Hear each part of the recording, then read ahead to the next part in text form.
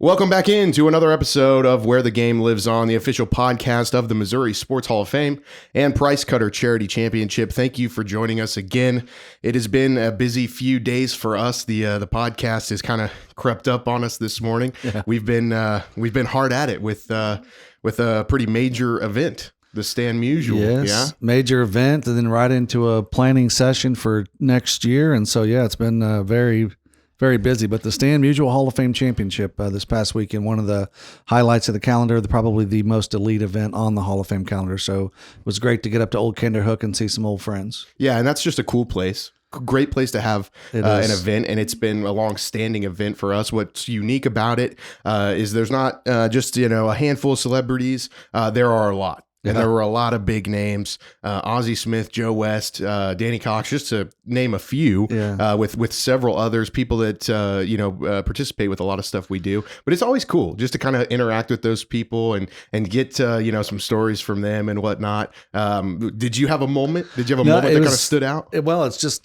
cool. This was the second time that I had, last year's Stan Musial Hall of Fame Championship was actually my first event as the new CEO. And so that was kind of, will always be the first, but so this was the second time. It's just a cool experience because as I was telling some of the celebrities are, older. Of course, we don't have any active, Major League Baseball players and NFL stars. They're obviously have other things going on, but a lot of the celebrities have been around for a while, and it's just cool because like Gus Otto, played on some Super Bowl champion teams with the Raiders. I've got his football card in a box somewhere. Mel Gray that played for the Cardinals, I've got his football card. That some of these names that I recognize and know that I've kind of grew up watching them, and so it's just neat to kind of see them in a different light. And of course, the way that the whole format is we have our sponsorship tables, and they're sitting there on Sunday evening, and then we have a random draw, and we basically start announcing which celebrity is at which table. And so it's kind of neat up from my vantage point on stage, kind of seeing the the anticipation as I get to certain tables, and they're kind of waiting. And I'll just tell one thing as we got to the Highland Dairy table. Obviously, one of our huge sponsors, Rob Blue, a great friend of the Hall of Fame, and he was there. And as I announced that their celebrity would be, former St. Louis Cardinal pitcher Danny Cox, he was looking around like a little kid on Christmas. He's like, "We get Danny Cox," So it's kind of just things like that. But it's just a fun weekend. Yeah, and that's really what that event is about. Is you get to kind of know these celebs, you get to have some personal interactions with them. Definitely a rowdy crowd. They're having a good time. It is a fun time. Sharing stories and everything. Sometimes it's just surreal kind of for me just to be like, oh my goodness, that's Ozzie Smith. Like that is, he's exactly. A real person, which by the way, he had a great baseball swing. He's got a solid golf swing too. He can play some golf. He almost hit a hole-in-one on hole number 7. I heard that. Double down, Taylor Frederick on our staff was at that hole for, the double down game. And he texted me and said, Ozzie almost hit a hole-in-one. So he can play some golf. That's exciting. Some of these guys, maybe not as big of golfers, but always out there have a good time. And it's cool for our sponsors, our teams to be able to come out there and, have that time to kind of get to know a player. And sometimes, we have people that return and several people actually that return. You get to know them, kind of catch up and everything like that. It's cool to me to see like Ozzie. I mean, obviously it's been a long time since he's played, but he still looks like an athlete. He still looks like, he could do some things and everything. And that's not the case for everybody. We got some offensive linemen that come, but they can go out there and smash a golf ball too still. But and that's you see a lot of the guys that are come back year after year, and on Sunday when everybody's checking in and registering, and you can see that it's a true friendship. Even the celebrities, know each other from these events, and they're hugging each other and, hey, how's everything going? They know the spouses' names and how their kids and things like that. But then the sponsors as well. But maybe over the years they've played with some of them and gotten to know them at this event or others. And, just the camaraderie, the friendship, it's a fun weekend. And certainly a highlight of the calendar for us. Yeah, it was a good time, busy weekend, but it's all worth it whenever we can look back and feel good about how an event goes. We always joke though about how we have some of these early week events, and then the podcast kind of catches up on us. But we're always here to kind of sit down and even if it's just a laid back episode, we can talk and just talk about our weekend, talk about what was going on, even if we're dragging a little bit. I see you got the NOS energy it's a NOS. this morning. It is a NOS kind of morning today. So explain this to the people. You drink energy drinks consistently. What would you say you do on a daily basis? Too many. Leave it at that. Too many. Another thing, and I'm not trying to open up all kinds of. You're an interesting breakfast guy. Yeah, I'm not discriminatory about breakfast. Yeah, no, and what he means by that is he's not just eating traditional, a sausage, egg, and cheese or anything like that. I'll get whatever. I actually had 3 corn dogs from Sonic on the way in today. So 3 Sonic corn dogs with a tub of ketchup. Yeah. Okay, so tell me about That's the thing about Sonic. You can get the full menu all day long. So I can get a cheeseburger from Sonic if I want. Wow. Wow, there you go. Sometimes I'll go with the double cheeseburger and throw a fried egg on it. Just get the breakfast thing going. I know you're a big BK Whopper guy. Now, who says BK Whopper for breakfast? But still, I will eat a double Whopper with cheese plain from Burger King with fries. You can get the full menu there as well. What's the current situation with BK? You been going there for breakfast recently? I actually haven't been. The funny thing is, I was going to go on last Friday, and what I'll do is I'll call in the order so that it's ready when I get there, because obviously they don't just have Whoppers ready for breakfast. So I'll call it in so I'm not sitting there and then go through the drive-thru. Hey, I just called, but they've changed the phone number on me. So I'm amazed by that. I'm amazed. They probably know you. They're yep, Byron's coming in. We got to get the Whopper ready. Oh, there's the guy with the double Whopper with cheese. So yeah, I'll eat whatever. Our administrative assistant. I'll warm up leftover roasted potatoes or steak or whatever. It doesn't matter. Really? Our administrative assistant, Jack Pitts, told me a story. He drives into work the same way you do. Said he passed you one morning and he said you were neck deep in a burger or something on your way in. Hey, better the burger though than the phone. We got that new law or whatever. Yeah. You can't be on. I don't really hold the phone up. I mean, can you actually be on the phone talking hands free? It's got to be hands free. Okay. It's got to be hands free. Yeah, it's interesting. I mean, I get the safety of it, but I don't know how you justify somebody being on their phone. Yeah. I mean, just don't be on my phone automatically connects to my truck whenever I start it now, so it's not that big a deal. The person that needs to be worried is my predecessor, Gerald Andrews. He's good at a lot of things. Technology is not one of them. So we always used to joke with him that he couldn't even hook his phone up to his vehicle. Goodness. I figured I guess he'll have to figure that out. He's just a known person. He's always got people calling him. That's the problem. All the time. Yep. Hey, last Friday, I was sitting down, got some dinner after I got off work, sat down and watched some high school football. Yes. Opening week. Yeah. I was watching a few games from teams around the area. It's early. You never know what happens week 1, and you don't want to have knee-jerk reactions, but anybody stand out to you? Anybody just like you're already got your eye on them? Or Well, obviously, when some of these names or teams we've talked about, obviously Lee Summit North is going to be a force to reckon with all year with their basically college lineup. It seemed like they've got going. I was impressed. CBC, I think they were ranked 2nd in the preseason or the rankings that just come out this week.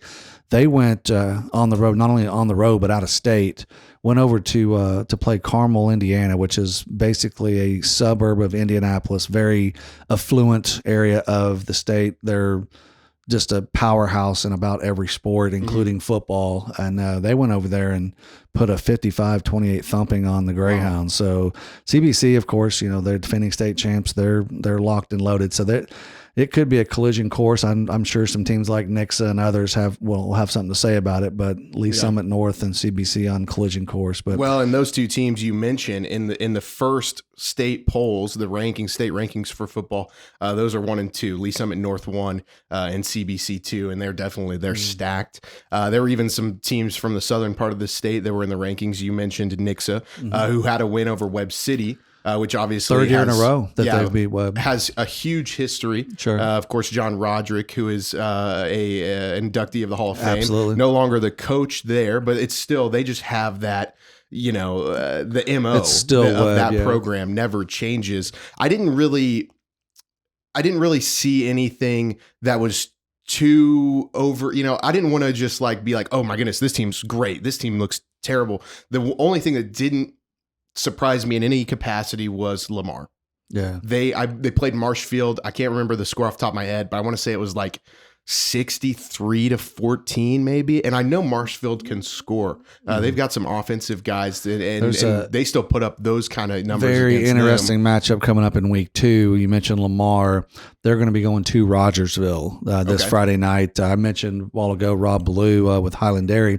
His son plays at Rogersville and is having off to a great start in week 1. And so it'll be interesting. I'm not making any predictions or anything, but I think Rogersville, they almost got them down there last year, and so I'm sure they've been counting down the days. So that'll be a key matchup in week 2, especially here in Southwest Missouri. Lamar going on the road to Rogersville. Lamar, Nevada. I don't know when that game is, but that would be one to circle also, on your calendar. Absolutely, they often. I think they jumped into the rankings. I think tied for 9th in Class 4 with Bolivar, who got a big win up in the home opener up at SBU last Friday. I actually went to that game, and Bolivar was down, I think, 24-6, and then reeled off 22 straight to take a 28-24 lead. As soon as Bolivar went up 28-24, West Plains took the ensuing kickoff to the house to reclaim the lead, picked off a pass like a play or two later, went and scored, and all of a sudden they're up 10, and you think it's over. And Bolivar, to their credit, put together a couple drives. Actually got stopped on downs through an interception down. I mean, they just kept on and finally took the go-ahead touchdown in the last minute. So it was a great game up there. That was probably one of the best overall games from a competitive standpoint across the state on Friday night. One thing I think we should mention too, we're talking about the state rankings. Joplin made an appearance in there. They went to Branson week 1, and it was a pretty close game. Joplin, obviously, I think is pretty highly touted this year. Branson, you never know what you're going to get, but they also had a big ceremony before the game for their former coach, Steve Hancock. Yes. And I know a lot of people down that Missouri way. Sports Hall of Famer. Correct. Yeah. And he's definitely been a part of a lot of the history that's come, with Branson. They've got 2 state championships under their belt. But I just heard a lot of good things from people saying that was awesome. But if you don't know, the context is their school is essentially starting a school hall of fame themselves. And he is the first inductee, and rightfully so, a coach who's, as you said, in the Missouri Sports Hall of Fame. But I saw a lot of matchups like that, and I keep a close eye on the Central Ozark Conference and the Ozark Conference, which are 2 of the big ones here around the Springfield area. Joplin with a close win. Carthage went to Republic and got beat. Yeah, Republic. Which that was Republic a big win. Yeah, Republic has been making some strides. They beat Webb City in the first round of the playoffs last year. I know Carthage, I think somebody told me they graduated 25 seniors from last year. They had a crew that they lost, so they got some holes they're filling, but still an impressive win by Republic. Yeah, no doubt. And that's what we're sitting here saying. We get super excited. We follow the both of us have covered high school football, and it's week 1. You definitely see like there's some sloppy play. Maybe you don't get lined up in a formation right, or you're going to have some turnovers. So some things can happen, but I never underestimate how much a 1-0 start can propel a team through the rest of the season. Well, and we saw Tom Hinkie. Speaking of the celebrities, we saw he is a regular at the Musial, but he's got ties there at Blair Oaks, and of course Blair Oaks just I think they've unanimous number 1. I think in Class 3, I think they've won a couple state titles in a row, but they're off to a big start as well. He was telling me they're looking pretty good. So and Blair Oaks is ranked in the top 10 in that first ranking, and I would assume number 1. They're the highest. Class 3 school. They are the unanimous. I think they've got all 9 first place votes from the poll I saw. So they're clearly the team to beat in Class 3. So a lot of I think Marionville locally here in Southwest Missouri is ranked number 1 in Class 1. So there's I mean it's week 1. Obviously you don't want to get too high or low based off of one result, but everybody's going to get a chance to back up or turn things around in week 2. So yeah, certainly it'll be interesting. I'll be watching. I'll be keeping an eye out. I was sitting there. There's just nothing like, the Friday night. It's cliche, Friday Night Lights, but it's just in the fall. That's what I want to do on a Friday night is I want to go watch high school football. So no doubt. You're a big Friday nights. I know you've watched Friday Night Lights, the show. You told me one time that your family dressed up as the characters from the show. Yeah, my family, we have a Halloween get together every year, and it's families come to this, and we encourage. We've had contests in the past, but we encourage everybody to dress up, and so we've been the Addams family. Actually, the funny thing about that, we dressed as the Addams family. Took a picture, and a friend of mine from college lives in Colorado now and used our family photo in a Halloween contest out there and won. So, oh, really? But anyway, we've been the Addams family. I think we were the Avengers. My kids made us do Harry Potter. Who's the guy, the bald guy, Voldemort or something? Was that you?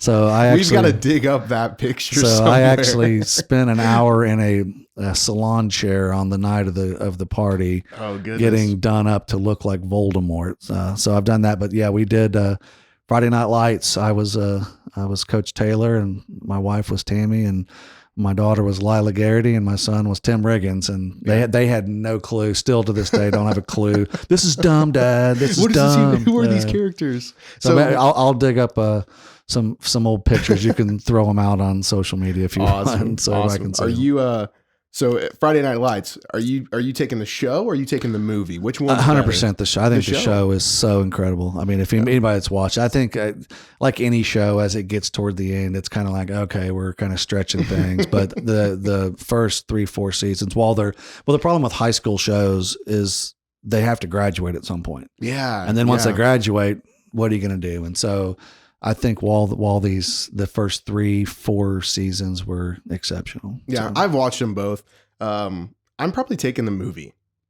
I don't know what it is. I liked the movie. I don't know. Texas forever, There's something. It's Billy Bob Thornton, right? Who's the head coach. There's something about that halftime speech at the state championship. It just gets me. He's like, it's real simple.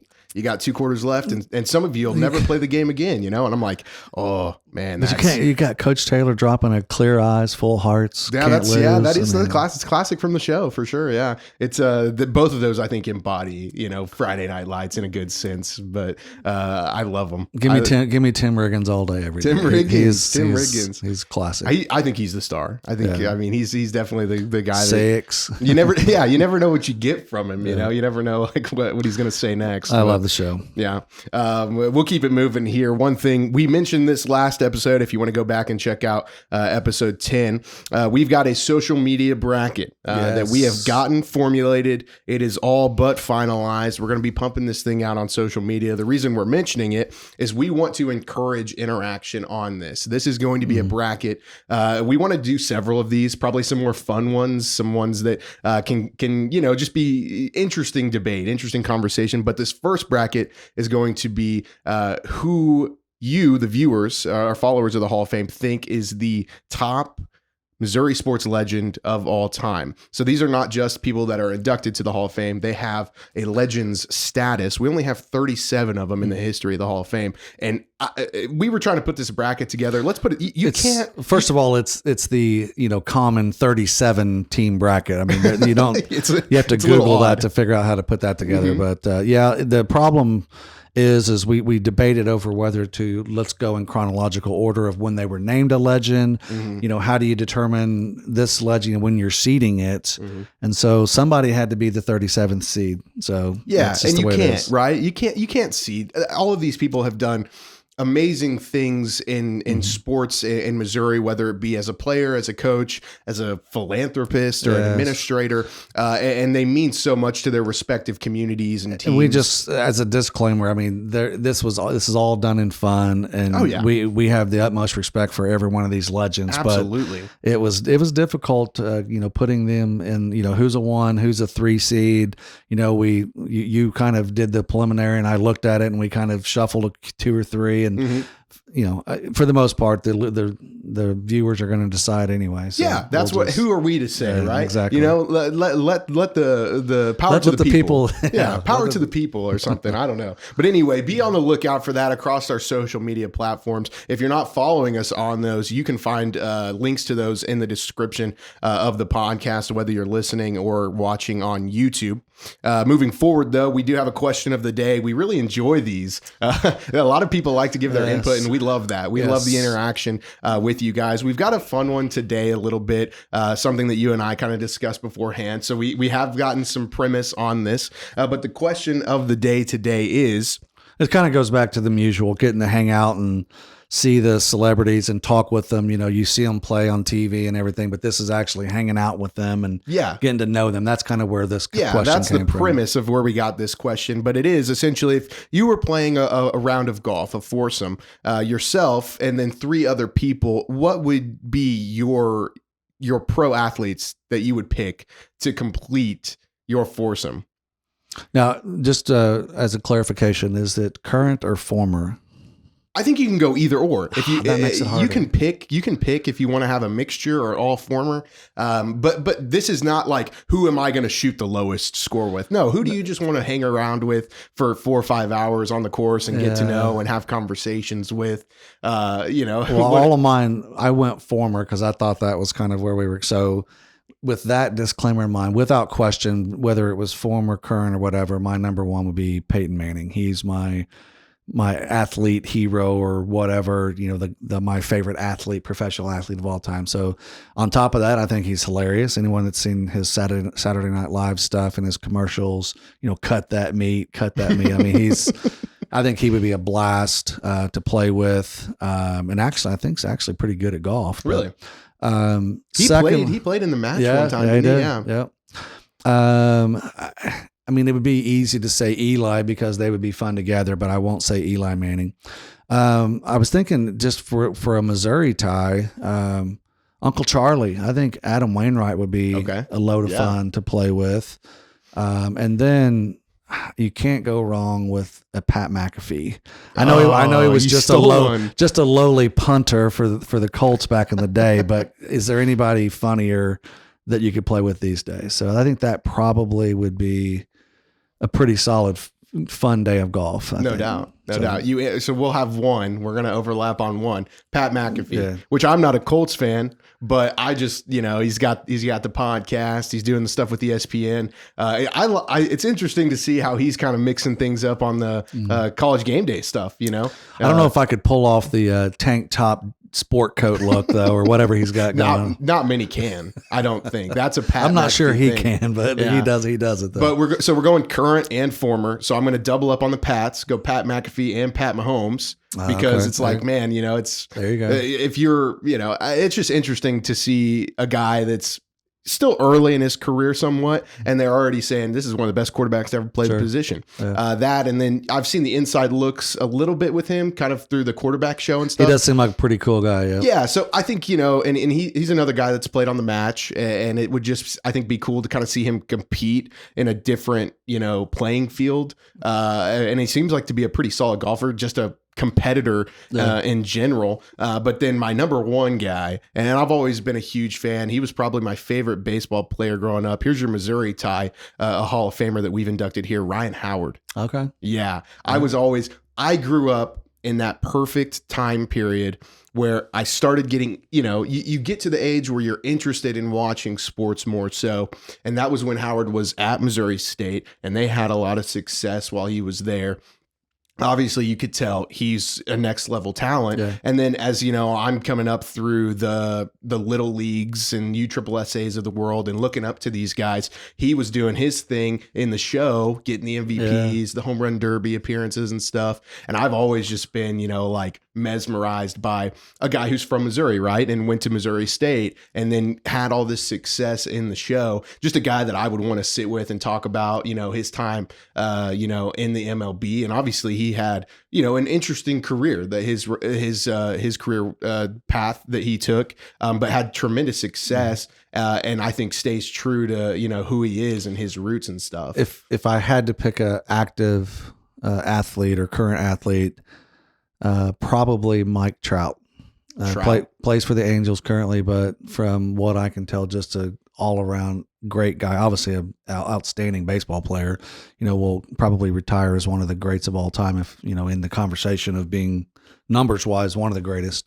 But he just seems like a down to earth guy, and I think he'd be pretty cool to hang out with as well. Yeah, no doubt. He, gosh, will we ever see him in a different uniform? You think? Well, I mean, every year there's trade rumors because the Angels every year are terrible. I mean, they do not meet expectations of what they. I mean, as a long suffering Angels fan from way back, I mean, my Pee Wee baseball team was the Angels, and we went undefeated. So I've been a closet Angels fan for my entire life. So I've suffered through all of it. But I think he and Shohei Ohtani both are trade rumors, every year, and so. At some point, they're probably going to pull the trigger and get trade them away to somebody else. Yeah, so. That's got to be tough for Anaheim, or I guess they're Los not Anaheim Angeles. But I mean, in theory, they're supposed to be a big market team, and you would think these big market teams would spend. But yeah, I mean, I'll tell you what, I wouldn't be disappointed to see him playing. Either one of them playing in St. Louis or Kansas City. I'm not saying it will or won't happen. Wouldn't that be wild? That would be pretty awesome, though, to see either one of them. But people always have that debate. Like, are we ever going to see Mike Trout play in meaningful games in the fall? Well, I don't know that they've made the playoffs since he's been there, have they? I don't think they have. Yeah, I don't know. If so, it's actually been like one series. Actually, they're in Kansas City. I think one of their World Series, one of their 2 World Series teams in 14 or 15, they swept the Angels. Came in like.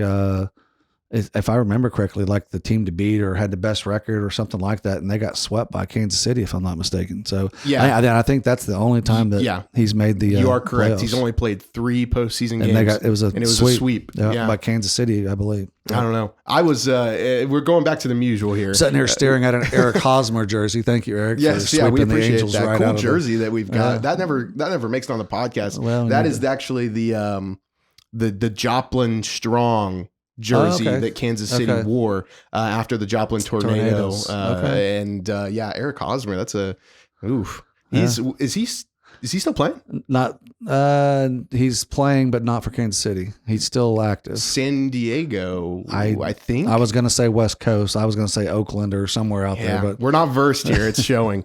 It's showing. Going back to the Musial, though, we're talking about these big name baseball guys and everything. I got to talk with Ozzie for a sec. I just asked him. I was like, who are you most impressed with? Who do you like to watch right now in the MLB? And I'm not embellishing. We have this video here somewhere. First guy he said was Ohtani, which I think that's almost everybody. I think any baseball player is pretty impressed by what he's doing. Yeah. And obviously at this point, you're just like, man, can we keep this guy healthy and just enjoy what he can do? No, we can't. If you've been reading news recently, no, the Angels can't. Yeah, but that was his first guy that he said. And then he mentioned Ronald Acuna, who is, my goodness, stud. The epitome of speed and power right there. And the Braves are having a lot of success. And then he mentioned Mookie with the Dodgers. And obviously they just, they've outlasted all those teams in the West, like Arizona, who started hot and they're, on top, and it'll be a battle here, come October, whenever these teams are matching up.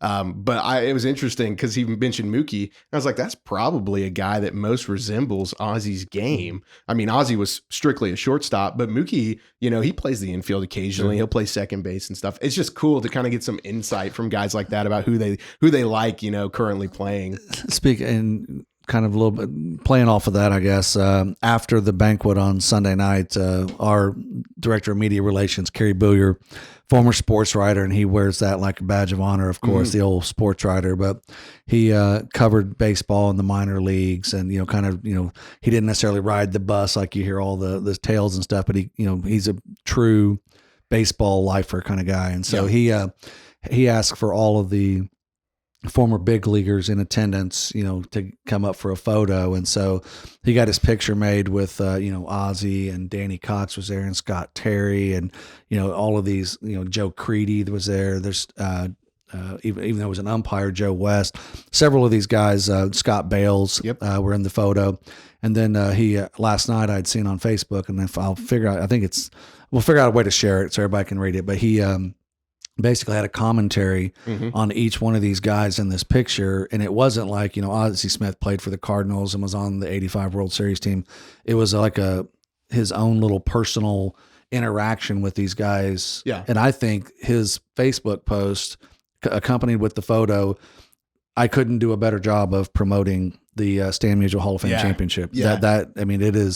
It was his interactions with these guys, Tom Hinkie, over the course of the weekend, little stories and nuggets of information. And, it was perfect. It was cool. And he's always, he a long time, sports writer who covered baseball. He always has stories too that are really cool about, whenever so-and-so former Cardinal was, in Springfield or on a rehab assignment. He can tell you all of these major leaguers that people would know. He can tell you what they batted, in the minor leagues. And and they were Double-A. I saw him play in Jackson, Tennessee and, whatever. So anyway, a fun event. We've got several things coming up. We're busy as usual. You're busy too. We appreciate you taking the time to sit down, listen to us or watch us. We always have these podcasts come out every Wednesday. You can listen to them on Spotify, Apple Podcast, or check it out on YouTube. We throw in some videos, some of the insights that we're talking about. Please like, follow, share with your friends. We would love to reach more folks. Yeah, certainly. We have a good time with what we do, and we want to just